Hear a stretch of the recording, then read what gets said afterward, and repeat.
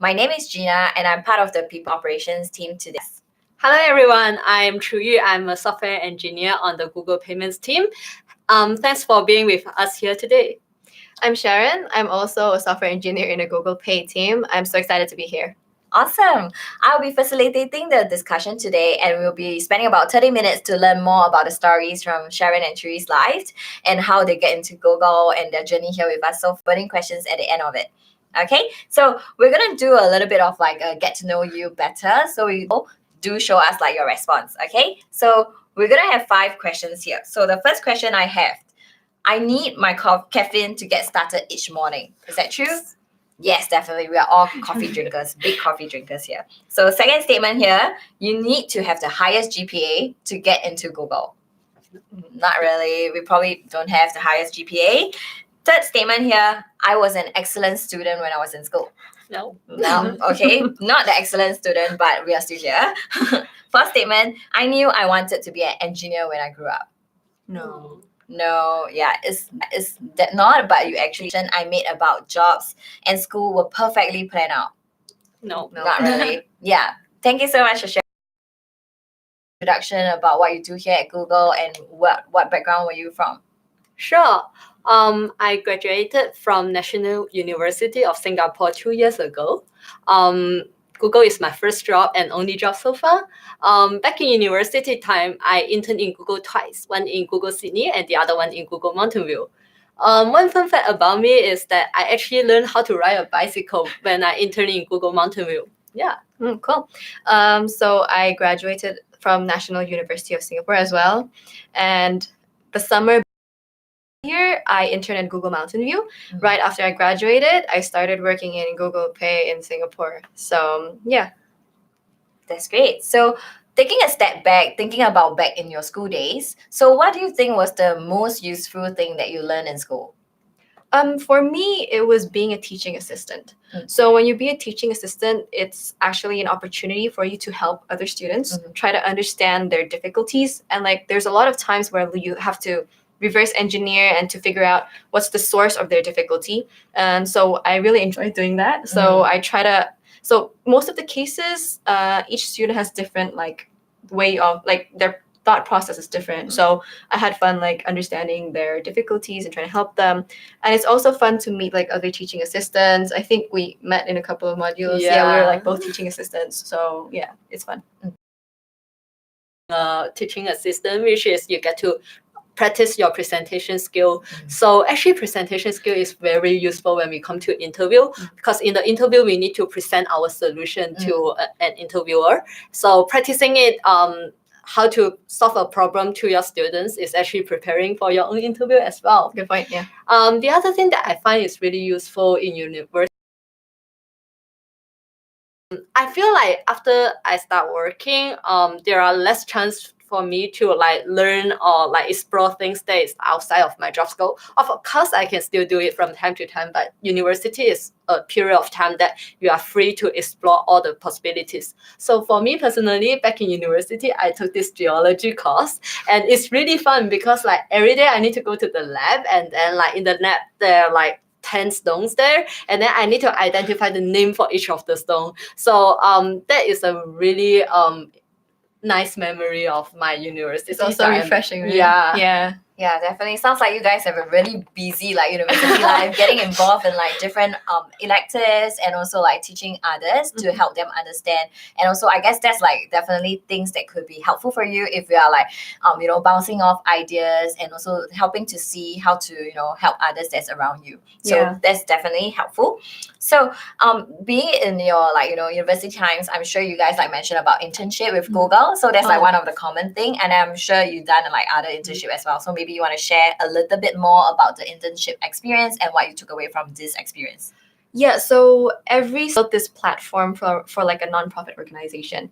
So that was actually the first time I used Git. And then like I did an internship in Garena, and then I interned at Google Mountain View. I also did a part-time like in a very short period of time in Carousel.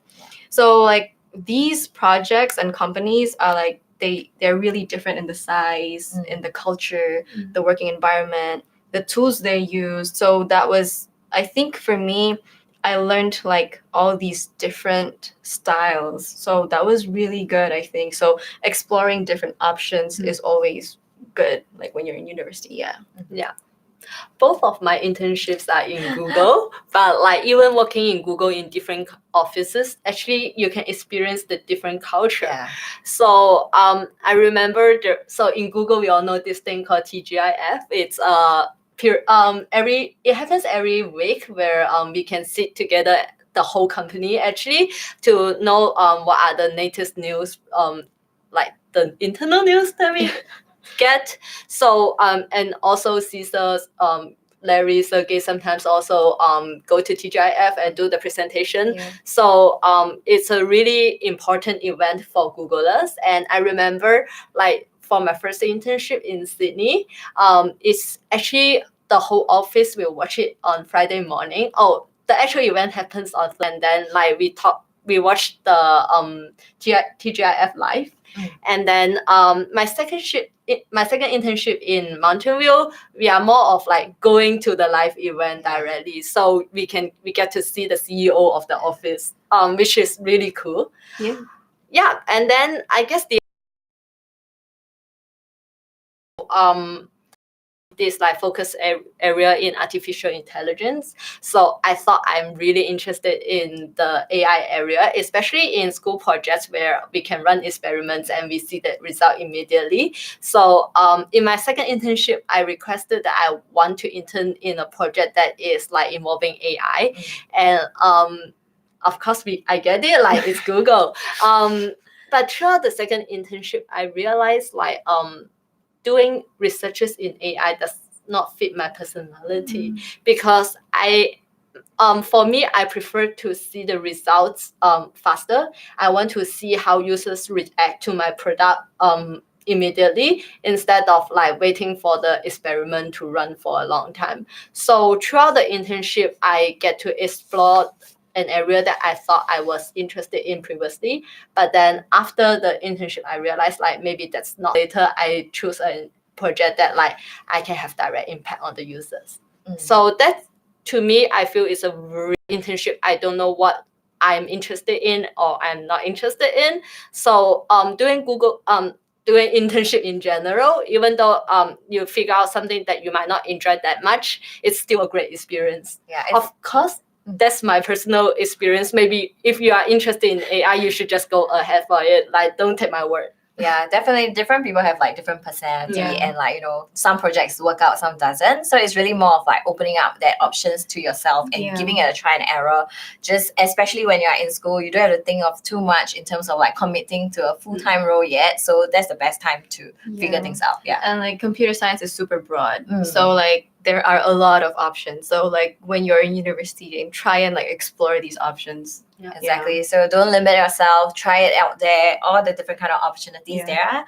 Great. And in terms of like speaking about, you know, technology, what makes you excited about being a software engineer?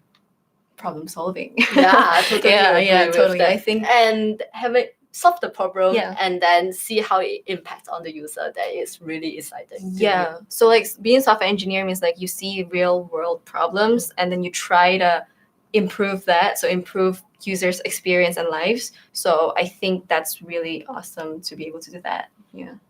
So problem solving is like key team between like I both. think so. Yeah, both of you. So that's good. Here, like have the puzzle solving vibe in Logic, it. puzzle, Yeah. problem solving. Yeah, kind of like triggering your like thinking and how you look at things. Yeah. So that's cool. That's cool. That's like great. different perspectives Yeah. and approaches to a problem. And Cool. And in terms of like, I'm sure like our audience can resonate with this reason as well. So with this part that they are all waiting for, I'm sure, like how do you prepare for a role at Google? To me, like the opportunity to interview in Google comes a bit. There are so many resources out there. So when I get the interview notice, I'm just like, I don't know how I prepare for it, how I can prepare. So what I did was I go through the lecture notes for the data structure and algorithm, and then I just go through it and then make sure I understand everything, and then I just went for the interview. So only after I get into Google, I realized there are a lot of resources out there, and I from Chuyu's experience. So when I applied for internship at these companies, I was in year 3. So when I'm in year 3, the algorithms and data structure already. So it's more like applications, probably like software design or something like that. Helped me through this preparation. Every week I had like a mock interview to really like review and make sure that I get everything. So then after that, then I did like all the interviews, and yeah, so that's how I passed like the Google interview. Wow, very diligent, like doing like a weekly session and more interviews. I think definitely one thing to call out is like the consistency. Like once you are in that mode, like doing it like repeatedly, it actually help your brain like to be in that zone to interview. Yeah, and it's like it's really important to understand it, not just like do it blindly in a sense, because like when I did that every day, when I do the 2-3 questions, I literally try to understand what's going on, and then I time myself just to make sure that I'm like mentally focused and ready and I understand what the problem is. So yeah. I think the other important thing is like since we are both tutor back in university, we are used to like talk, think out loud and talk about how we approach a solution. I think if you don't to kind of share the rationale of like going with a certain approach. Yeah, and like when you're writing and talking at the same time, it's not the same. Like when there's like you have to split focus. Like you're writing and trying to make somebody else understand. So the other thing is whiteboarding. So we are more used to coding in IDE, but in interview it's like either writing a solution on a whiteboard or like coding in like a document that doesn't have all the autocomplete, and like so it's a skill that you need to train for. Yeah, definitely. So being prepared for that, these areas will be important if you're thinking about a role at Google. So learning a little bit more about like your day at Google, how will you describe your day to day? In an idealistic world, we come to office, have breakfast, have coffee break, and then go back to our seat and check our emails, have lunch, go back to our seat, do some coding, have another coffee break, go to the gym, end of the day. But that's like a really idealistic. Yeah, that's an ideal world. Yeah, but realistically, sometimes in some days we have more meetings. There are days when we have like back-to-back meetings. Sometimes when we have a really difficult problem to solve, we don't want to eat lunch. It's like I'm trying to finish this, and like maybe we forget there's like it's lunchtime, and then we just like pass the lunchtime. So there are ups and downs, like some busy days, some less busy days. So ideal days, there are days like what Shui mentioned. So yeah, it's important. So this brings us like it's really important to do time management. Yeah. To learn like how do we maximize the time that we have to do our work and also go for meetings and then take care of our well-being at the same time. Yeah. Because like for Google, it's flexible working hour. So you get to, it's really flexible in terms of like when you come to the office, when you want to leave office, you can even work at home. So it's really an important skill for you to learn how to plan out your time well. Yeah, and I think do some work or like finish a project and how to like set expectations basically. Are we going to finish this on time? Do we need to push back? Yeah, one more thing is like buffering. So even though we plan out our schedule, like there are always like unexpected scenarios that happens from time to time. So we need to quickly context switch and then like work on different things maybe at the same time. Yeah. So it's a really important skill to like learn how to plan out the day and also add in buffering. Yeah, like estimation. Right? Yeah. Kind of like also kind of being on the go to just to like really manage this on the flow, like based on like the day's priorities and how work is getting done. So that's good to know as well. And what were the best things about Google's that you like? The people. Yes, I have to agree with you. Yes, the people. So do you want to share a little bit more about like what do you mean by people, the people you work with, or in general? So in Google, we have different offices in different time zones. And then when we do projects, sometimes we have to work with somebody from different time zones. And then we would like send emails or like put our questions in the forum, or like sometimes if we know their working hours, we just ping them during the working hours.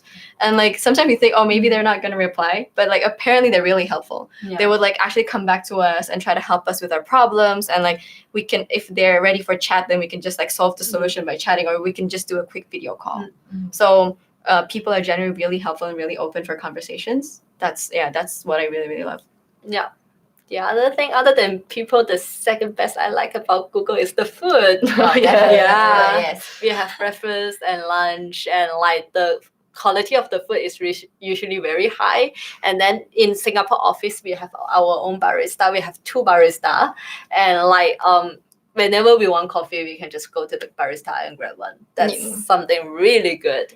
Apart from food, the other thing that I really appreciate in Google is like Google is really supportive in terms of like learning opportunities. So for me, I'm currently doing a part-time master. So actually, Google is really supportive in terms of like it in terms of time, like during my exam period, actually my manager will help me sort out something that help me better prepare for That's my really nice. Oh, yeah, that's exam. very nice. Yeah, and of course, since we are flexible working hour, like for the nights that I have lecture, I can leave office slightly earlier. But then I will come to office earlier the other day to make up for my time, of course. And then also Google subsidized a part of my learning fees, so that's really good. So within Google, I also learn driving. Me Yeah. too. Yeah. We are driving here. Not yet. Okay. Yeah, that brings me to like I think about the culture, right? Google has like a very inclusive culture. I think there's something called there was like 1 month we celebrate Pride, and then we also have Google Serve. I think it's like a 1 month program Yes. as well. Yeah. So yeah, there's definitely a lot of opportunities like to go beyond like your core role. You can do like things that, you know, on your personal development or even just your interest to do that. So those are really good avenues to, you know, leverage that we have here. And are you all part of like any of this group, or have you all taken any classes? I joined a couple of the groups where there were like running groups, basketball, tennis, or something like that. Yeah, I once joined the running group, but because they run really fast, so I run alone now. But yeah, there are like a lot of these kind of groups. There's also like classes in the gym. There's like yoga, Zumba, hip hop, and also the G2G. Yeah. It's like Googlers To Googlers, yeah. yeah, So some Googlers of like to the Googlers. instructors that we have are actually Googlers. They are certified yoga instructor, or even just like people who are like passionate about hip hop dancing, and then I have created like classes and groups for the other Googlers as well. So yeah. And also, like I think one that's not exercise, get used to the culture, where to find information, who to talk to, that kind of thing. Yeah. Yeah, totally agree with that. So we have a gym for the gym classes I attend the body combat one regularly. So it was for classes in regular basis. I think 5 to 6 people. Right? Yeah. That is really good. On top of that, I want to speak a bit about the volunteering part. So there are so many volunteering opportunities in Google, so that we can find one that suits of our own interests. And for me, I like taking photos, so I will participate in the events as a photographer from time to time. So I like taking pictures of happy people.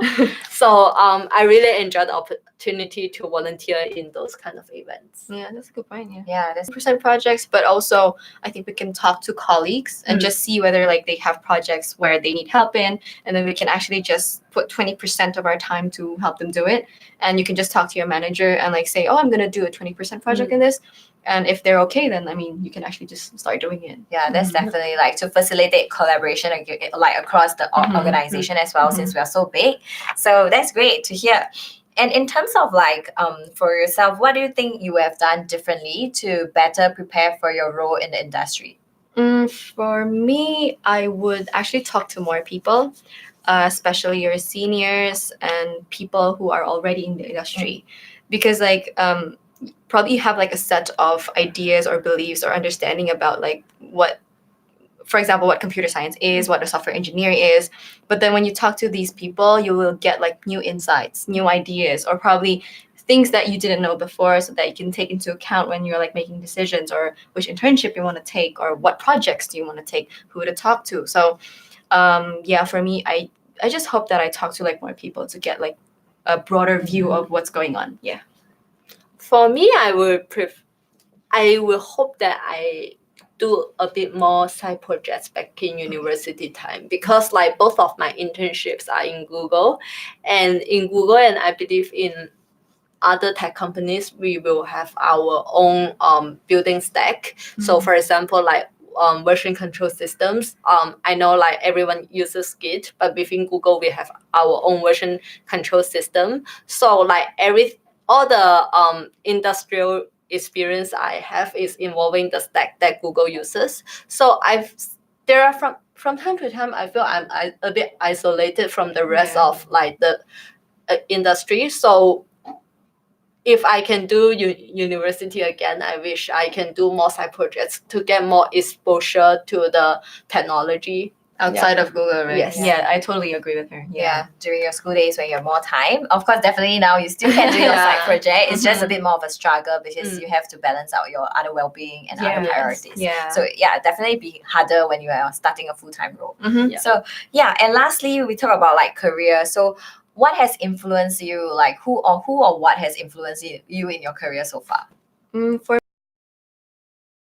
our challenges or our successes. So what happens there is like when you share these problems, probably, or even like the other way around, they have a problem and then we say, oh, why don't you do this and that? So when you do this like exchange of information, it's actually like sharing like good and bad stuff together. It's really valuable. It's something that probably you can't get from like reading books or things. Yeah. Also, so this brings to like networking. So it's not just seniors, your peers and colleagues, and even like your juniors to help them get through these processes. I think it's really valuable, like these connections. Yeah. Definitely. Yeah, I totally agree with that. Especially Google, Yes. you get to know stories from different people from different background, and that is really helpful because like you grow up in this environment where you have like this mindset, but when you talk to different people with different background, you get to learn a bit more of like different aspects of life. And like so in software engineering, like we interact with a lot of like male engineers. And like, for example, we have a weakness, how do we solve it? Probably somebody has a strength in that. Yeah. And then they can share like, oh, maybe you can do this and this and this. So it kind of like helps us together move forward quicker as well, like to Definitely. improve ourselves. Yeah, like what I'm hearing is also that like always thought like engineering is like you yourself and a computer, but Okay. actually it's like No, definitely no. more than that. I think people has been coming up a lot in the discussion, your network. Those are definitely important things that if you are looking at like pursuing this as a career, you definitely want to leverage on your soft skills and also like learning more from the other people in your network.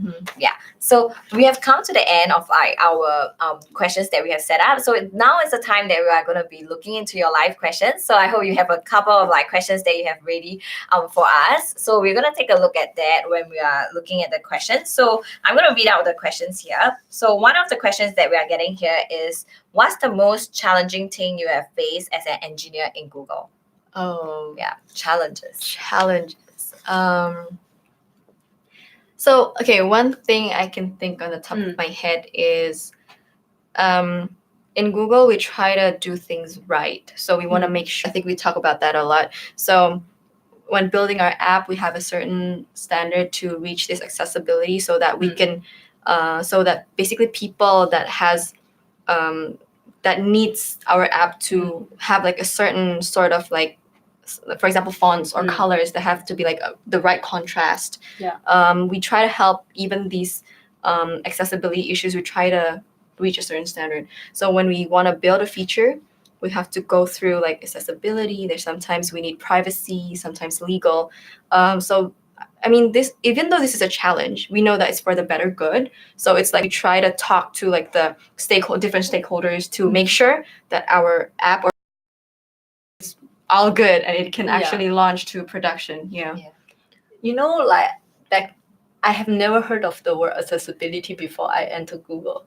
Like, it's never a concept that I care about when I do software engineering back in university time, right? Yeah. So, but like when I joined Google, I realized like it's actually a blocker when we launch feature. Like we need to make sure that like our app is accessible to all the users. That I want to talk about is privacy. I remember this very interesting conversation with my the other Google colleague. So my colleague was telling me that like before joining Google, they always think that like Google has all the information about the users. So like what happened if Google is being evil? But after joining users privacy personal information, because like we have a really strict system to restrict our access to different informations, and like when we design our product or experiments, those are the things that we need to take into account. Yeah. So like only after joining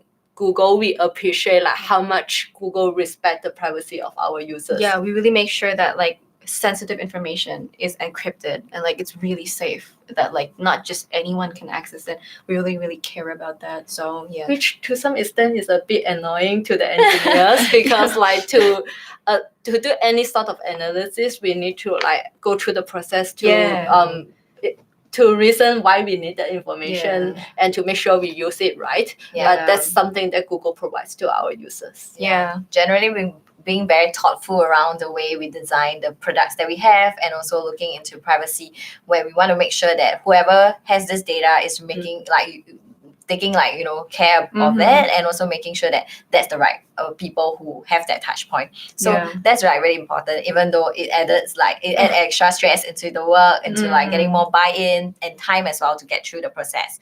So that's great. And moving to the next question we have here, can you choose the project or team that you want to work on? Oh, so I think it depends on like location and like the availability of different of the projects. Like for instance, Singapore has like a couple of teams, so that after you finish technical interview, then you have project matching, right?